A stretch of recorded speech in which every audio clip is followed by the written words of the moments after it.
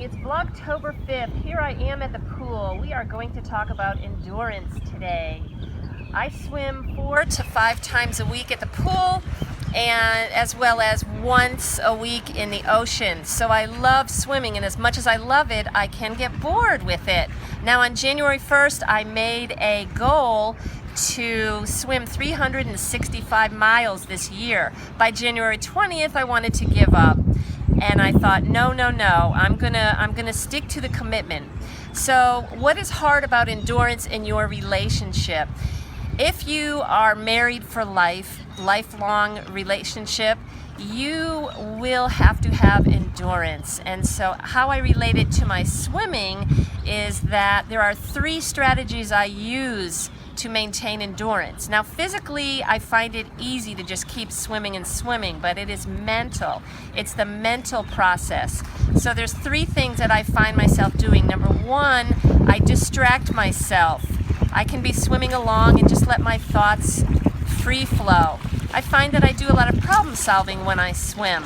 Number 2, a good technique is to break it into chunks. So I do math in my mind. If I'm going to swim 32 laps, up and back is 1 lap. So that would be 100 meters total. So I'll be like, oh, if I can just make 8, great. I'm 1/4 of the way through. Oh, if I can just make it 1 lap, that's great. 1 lap under my belt. And the other thing I do is focus.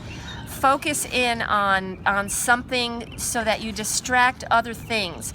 And for example, I focus in on my abs, or I'll focus in on my kick for a lap, and before I know it, I've gotten through it.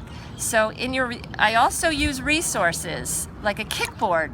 A kickboard gives me rest. So sometimes in your relationship, you might need to rest. Talk to a friend for advice. You might need to just take a time out if you're having arguments.